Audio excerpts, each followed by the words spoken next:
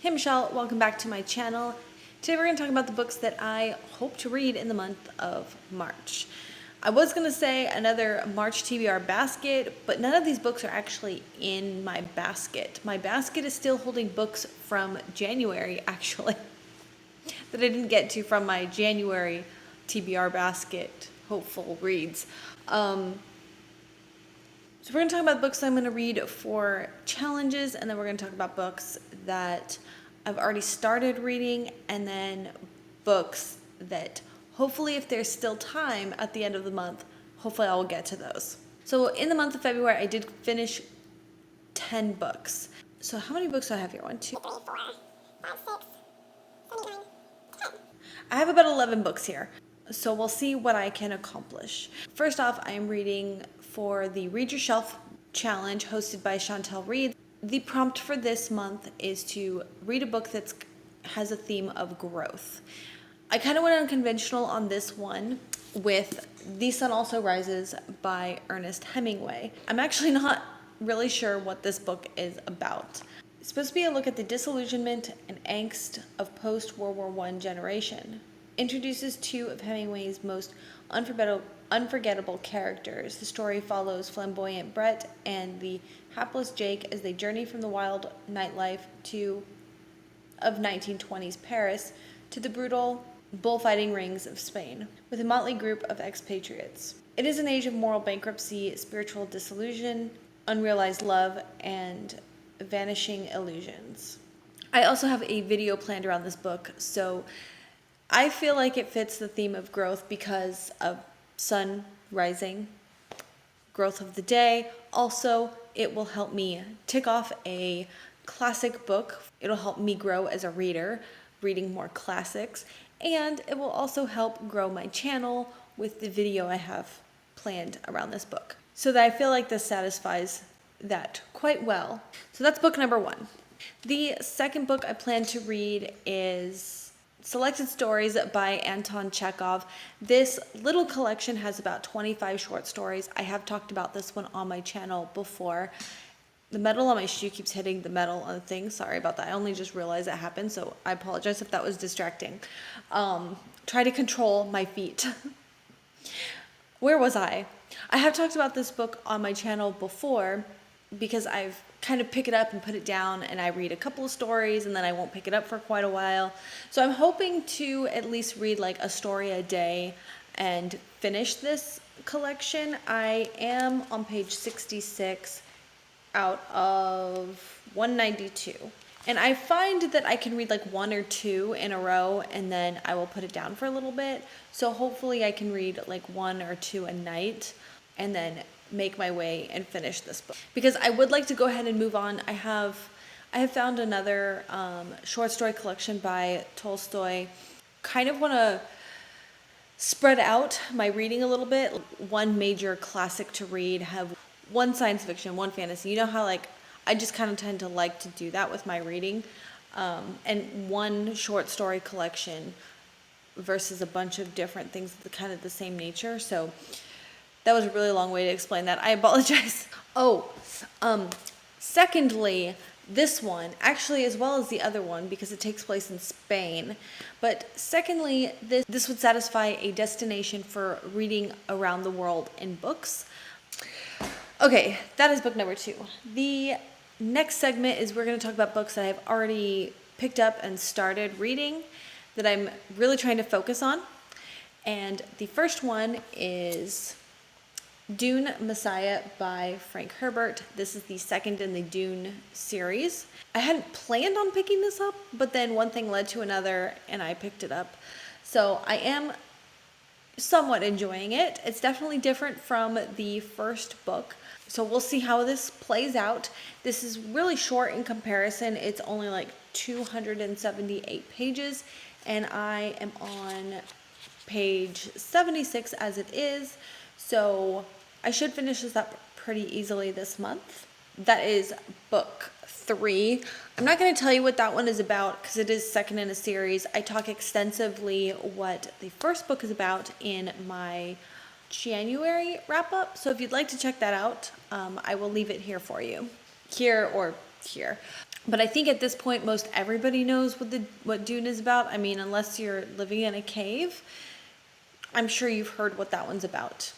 The next one is The Lion Game by Ruth Ware. I actually have the physical book and the audiobook of this. I'm not too far in. I want to say I'm roughly about 100 pages in this book so far. I'm kind of on the fence whether or not I want to DNF it, because it feels very reminiscent of the other one I read with her, In a Dark, Dark Wood, just from the setup. Okay, so basically, sorry, let's backpedal a little bit.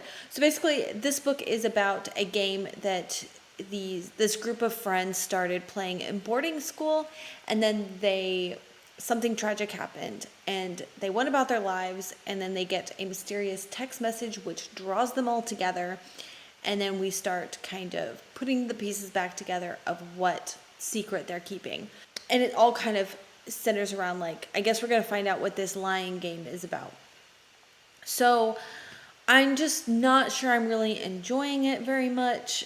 It feels very reminiscent of her other book, In a Dark, Dark Wood, just from already the structure of the novel, with bringing together this group that has a shared secret. And then obviously one thing leads to another. We're gonna jump back and forth through time, kind of having glimpses of what happened, and it's going to feed into the puzzle, which is completely fine for a story structure, but it just kind of feels like repetition. The only thing is we're gonna figure out what the different crime is. It is a thriller, and to be honest, I'm just a little bored with it. However, I can listen to it passively, so I'll probably end up finishing it, but that's my feelings on this so far. I might as well finish it, I guess. So that's book number 4. The next book, oh my gosh, I feel like this is getting shameful with how long it's taking me to read this book, and you might assume that I'm not enjoying it, and that is definitely not the case. But I am also reading Great Expectations by Charles Dickens.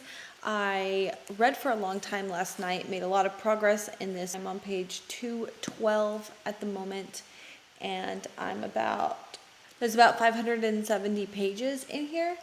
But like I said, just because it's taking me forever in a day to read it, don't get me wrong, I'm adoring every single word on the page. It does ask a lot from the reader, from me, because it is so rich in description. Like, I am afraid I'm gonna miss something. There's so many characters.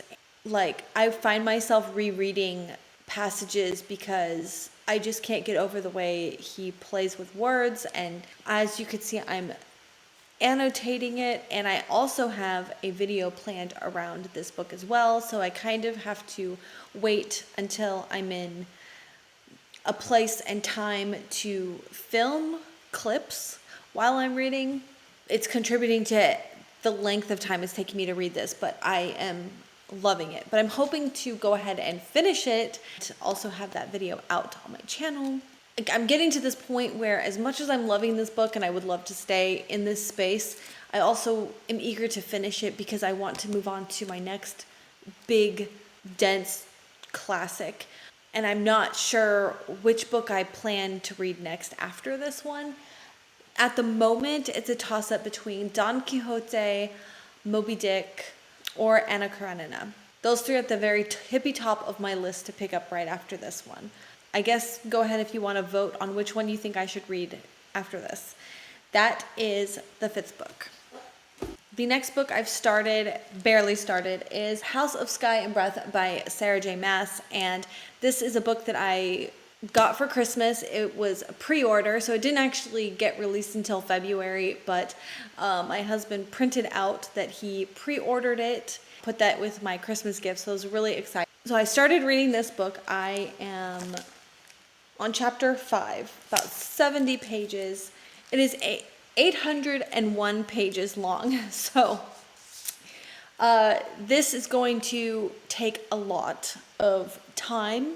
When I read the first book in the series, I forgot. It took me 6 days to read, but 2 of those days I remember when I was finishing up the book, I read for like 6 hours a day.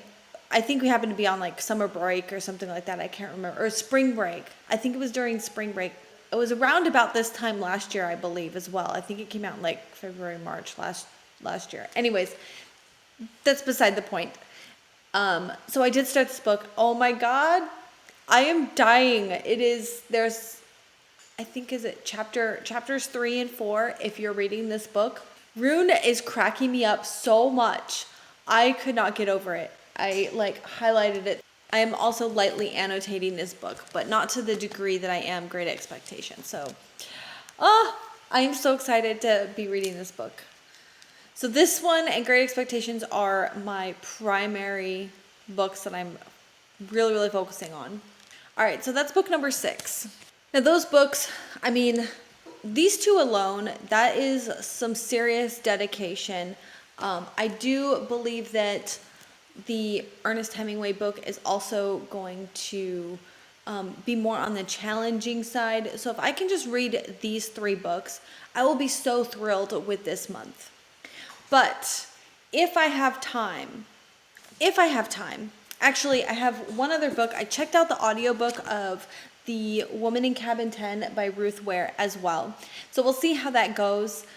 I can usually listen to audiobooks despite reading a bunch of other things too. So I do have that if I have time, if I'm in the mood. As I said, I read 10 books last month.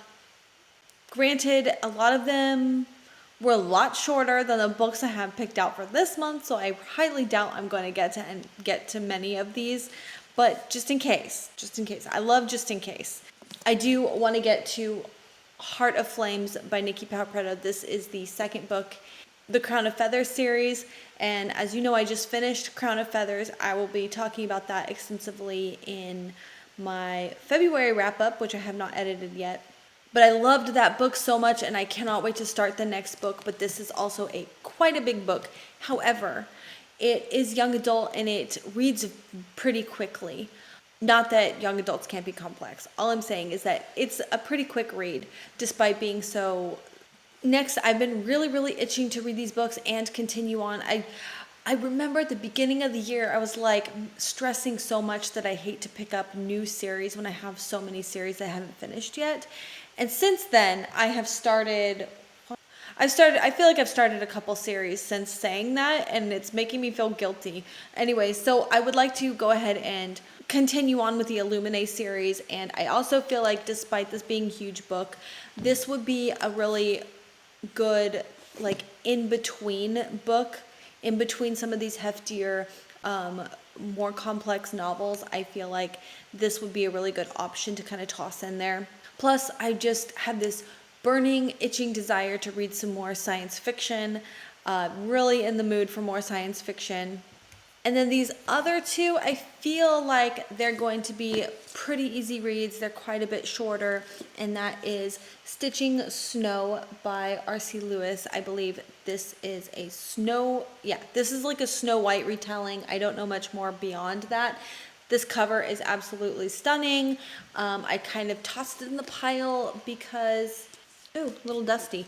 As I said, I feel like it's one of those ones I'm also very much on the fence of whether or not it's going to be really like good or if it's going to be really bad. I don't know. I really haven't really heard anyone talking about it. And that being said, if it's not very good, then I can DNF it. And I can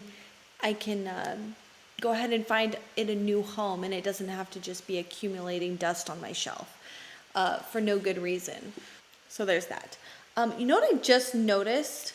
This cover actually looks like it has a bunch of computer components in it.